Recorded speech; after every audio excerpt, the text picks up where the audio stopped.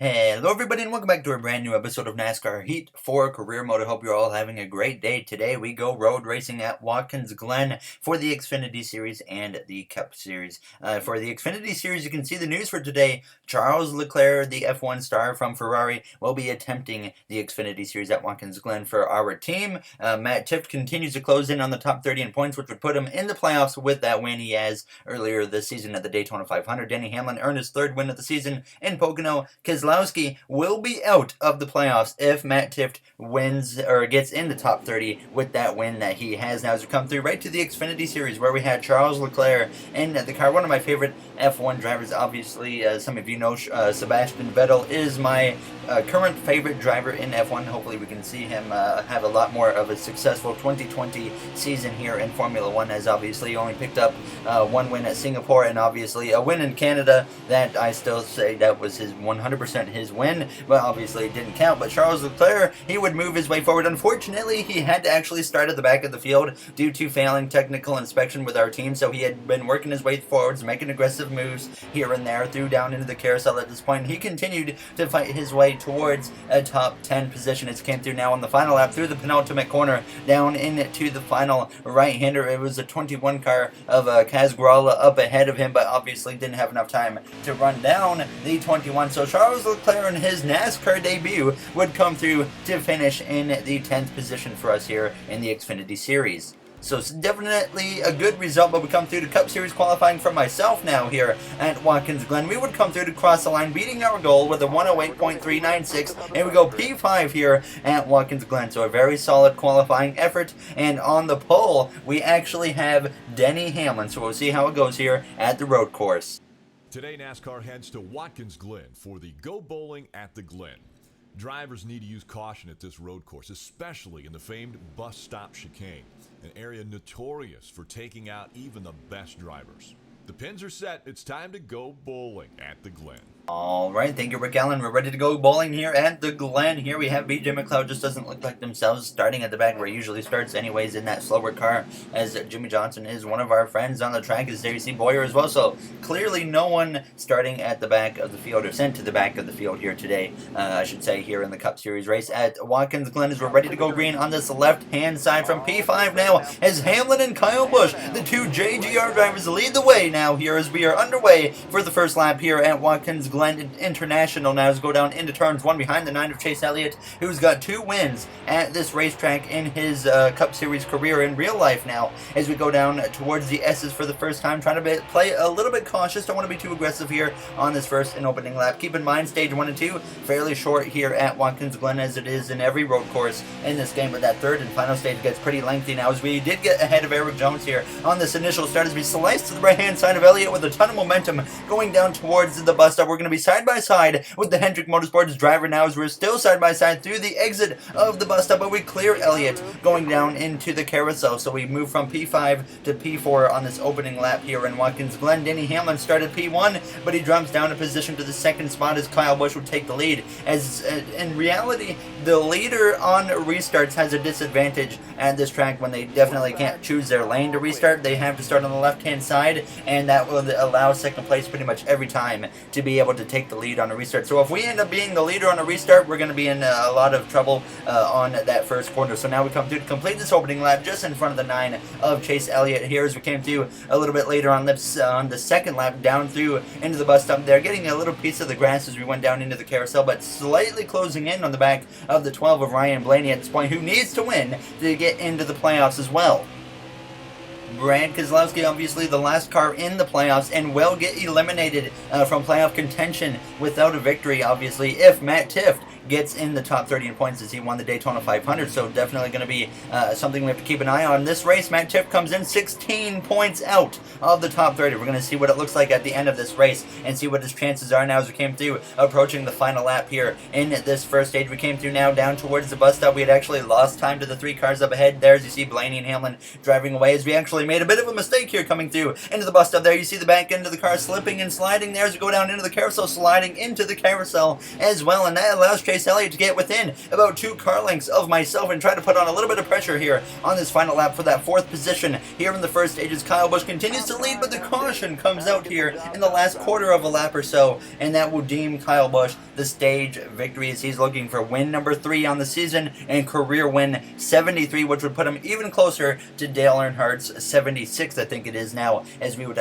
stay out at the end of stage 1 and get ready to go green here for the start of stage 2, where we'd line up P4 on the preferred lane. So Kyle Busch will likely lose the lead here to his Joe Gibbs Racing teammate of Denny Hamlin. Now as the green flag is back out, a great launch for myself, but we couldn't obviously attack on that as he can't switch lanes, so I decided to just stay in behind the 11 of Denny Hamlin as we go down into turns 1, giving him a little bit of a bumper as he goes a little bit sideways, but he takes the lead as we're going to be side by side with the 18 of Kyle Busch. He has the momentum to get clear now as we're clear of Blaney, obviously, so we can just kind of get in line here behind the 18 of Kyle Busch, but definitely got a little bit too aggressive possibly going down into turns 1, but thankfully the 11 of Denny Hamlin did hold onto the car and took the lead here from his teammate Kyle Busch as we have a lot of momentum here down this straightaway towards the bus stop. I did not take the opportunity to maybe slice up the inside of Kyle Busch there. Let's go down through the bus stop. There you see behind us Eric Jones has moved into the 4th position just in front of the Penske driver of Ryan Blaney, who's still looking for his first win in quite a long time here in our career mode. Same for Eric Jones. He hasn't won. I think Blaney and Jones haven't won since our rookie season or whatnot of the career mode, but Blaney may have snuck in a win early last season. I can't remember. Either way, we go down into the penultimate corner, actually making a mistake here in the penultimate corner, and that allows Hamlin and Busch to stretch out the gap to about 4 or 5 car lengths or so, as we also make a mistake in the final corner going wide again, so definitely not a good end to this first lap here of the second stage for us. So it didn't really seem like we had winning speed at this point here. Now as we came through down into turns 1, actually getting through turns 1 pretty well, getting up on that curve a bit there, as we would though be able to control P3, as we actually would stick with Kyle and Denny here throughout the rest of the stage, kind of just maintaining the gap to them. One wasn't really losing but wasn't gaining a whole lot of time either as we go down through this bus stop here, approaching the final lap of the second stage already. At this point, like I said, stage 1, stage 2 very short as we actually close into the back of the 18 through the carousel. We come through to start the final lap of the second stage at this point. Now still in front of Eric Jones, who tries to close in on that gap as he is one of the 3 drivers in on points right now. Martin Truex Jr., Eric Jones, Brandon Keselowski all in on points right now. Surprisingly, Truex still winless this season.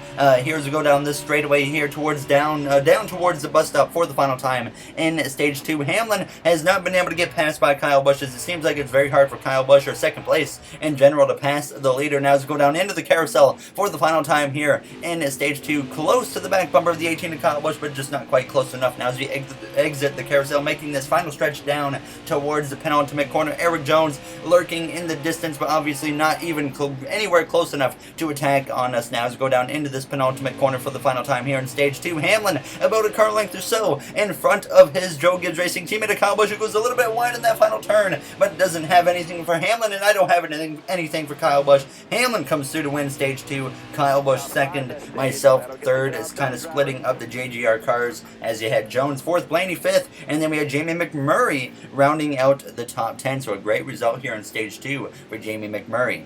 McMurray does usually run well at road courses in pretty much every NASCAR heat game for some reason, but we would pay for 2 cans of fuel, 4 tires. Obviously, no repairs needed, but we still have yes on there anyways. But we would gain 1 position and set us up here in P2 here after the pit stops for the start of the third and final stage. We have the advantage now. All of a sudden, we could definitely take the lead now as the green flag is out. The third and final stage is underway. 10 laps to go here at Watkins Glen on the right-hand side of Denny Hamlin. As we go down into turns 1, we easily clear the Joe Gibbs driver of Denny Hamlin now as we come through out of turns 1, and now it's up to us to be able to hold on to the lead here in Watkins Glen for the final 10 laps. There's I go a little bit wide. There's I go wide again on the left-hander. That was certainly not very good for myself, as I was just a little bit excited there taking the lead, and I just kind of went way too hard, or way too hot into the corners. But thankfully we don't hit anything. We hang on to the lead as we go down into the bus stop on this opening lap here in stage 3. The car a little bit loose there, but nothing I couldn't deal with now as we go down into this carousel here,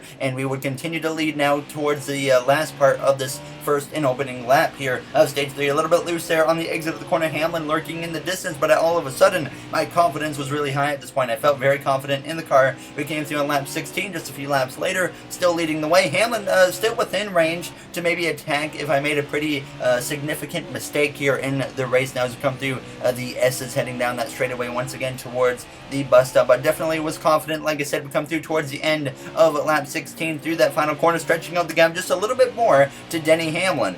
Certainly a lot of speed in the car here in this final stage as we came through now towards the end of lap 17, deciding we're going to go for a little bit of a crank it up here late in Watkins Glen, but nope, that gets completely wiped as the caution has come out with 6 laps to go due to Jamie McMurray bringing out the yellow, so no one was pitting as we barely had enough fuel to get to the end. But we know now we're at the disadvantage for what could be the final restart here in Watkins Glen, as this would set us up for only 3 laps to go here in Watkins Glen. Now as the green flag is out and we are once again underway, the Joe Gibbs Racing drivers Hamlin, Kyle Busch, and Eric Jones right around us here now as we go down towards turns 1. Truex lurking in the back now as we go just pretty well into the corner, but Hamlin still has the momentum now as we exit this first corner. We're going to be side by side as we go down into the S's right on that left hand side of Hamlin now as we want to hang on to the lead. They're trying to be a little bit cautious there around the 11. Don't want to go slamming into the side of him, so I got out of the throttle a little bit. There's a tiny bit of contact made with the 11. We'll go a little bit wide down into the grass here as we go down the straightaway now, side drafting the 11 of Denny Hamlin as we go down towards that bus stop, but he's going to clear us into the bus stop. Kyle Busch right on my back bumper as well now, as that's certainly not what we wanted to see as we go down into the carousel, closing right back though on the back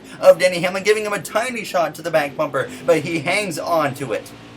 Hamlin would hold on to the lead as we came through now through the final corner, approaching just 2 laps to go here in Watkins Glen. We had a chance to run away with victory, and now a late race restart has put our victory in jeopardization as we go down towards turns 1. Hamlin holding on to that lead now as he gets a better turns 1 than myself, and at this point I'm seeing him drive away. I'm certainly losing a little bit of confidence at this point in the car now, as it seems like the leader just has such an advantage now as we come through the S's once again. Obviously Kyle Busch running P3 a little bit behind us. He was so fast in stage 1, and obviously he hasn't really been able to do much since then there, as I'm pushing it right to the limit at this point as we close in within 2 car lengths or so of Hamlin as we go down into the bus stop, getting through there pretty well, and now within half a car length now of Denny Hamlin as we go down into the carousel. Another bump to the back of the 11. Once again he hangs on through the carousel and he gets out of there so much better than myself now, as we were within half a car length going in, and now there's about 3 to 4 car lengths as we head down this straightaway now towards the penultimate corner, approaching the final lap. Kyle Busch closing the gap now, knowing that he might have an opportunity if myself and Denny Hamlin get together now as we go down into this final corner. Hamlin just needs to make it a little bit longer, about another minute and 15 seconds or so as we close in though through that final corner. About a car length again between myself and Hamlin as a white flag is in the air, but Kyle Busch as well continues to close the gap between myself and Denny Hamlin, as well as we exit the final corner, going a little bit wide, getting everything I can out of this car as we go down into the S's for the final time. It's going to be an all-out duel between myself and Denny Hamlin as we close in towards the exit of the S's. We're going to look to the left-hand side of the Joe Gibbs driver. We go a little bit wide again. We hit the guardrail into the grass again as Hamlin has the advantage. We nearly clip him in the left rear as we go down towards the bus stop, about a half a car length again between myself and the 11. We hit the 11 in the back. He's sideways. He hangs onto it now as we look to the left-hand side. More contact on his left rear quarter panel as we go down side by side through the carousel on this final lap here as we nearly clear Hamlin, but he battles back on the right-hand side now as we exit the carousel. Kyle Busch right here in the mix now, as well as we're going to be side by side heading down towards the penultimate corner. 3 cars in the mix. Who's going to get here first is the question as we go a little bit wide into the penultimate corner, forcing Hamlin off the track. This contact, Kyle Busch goes through to take the lead as we go down into the final corner. We overshoot it, and we hit Busch on the right side. Sideways he goes as Hamlin and Jones sneak through, and they're going to go 1-2 as we go down the straightaway. Kyle Busch in the background left away as we come through to cross the line to finish in the 4th position. An incredible final lap comes out with Denny Hamlin on top for his 4th win of the season. You know, Kyle Busch definitely not going to be happy with that as he finishes in the 8th position, as we had a chance to go for the win there, and we were 3 wide coming out of the second final, the penultimate corner, going down towards that final turn, and I overshot the second last corner, like I said, and then I overshot the final corner, hitting Kyle Busch. I said that was insane after the race. I hope everyone enjoyed that, and I need to apologize to the 18. Kyle Busch had some words to say after the race. I got dumped by an idiot. He's driving like an idiot lately. He won't be winning a championship anytime soon, says Kyle Busch. So definitely he is not happy with us after that race, as it was all my fault. Hey, great job out there recently. You're starting to turn some heads. Keep it up. Thank you, William Byron. But what a wild last lap that was. I think that was probably the best finish, best last lap of the NASCAR Heat 4 Series so far. The only one I can think of that competes with that was the Las Vegas race. I think at the beginning of last season it was in the 41 car, or the season before. I can't remember which one it was, but that was certainly a wild one as well. That whole race was wild in Las Vegas, but this one just had an incredible finish, to say the least. And there you see the playoff grid. As always, if you guys did enjoy, make sure to comment, like, and subscribe. Those would all be very appreciated. I'd love your feedback on what your thoughts were of that finish. But obviously, the story before we end this episode is Matt Tifft. Keselowski's the last car in on points. Matt Tifft, if he's in the top 30, will be in the playoffs. He came into this race 16 points out. So we're going to see the now updated playoff grid, or points grid. Tifft is now 9 points out going into the next one at Michigan. So we'll see how it turns out in the next one. Thank you for watching, everybody, and have yourselves a great day.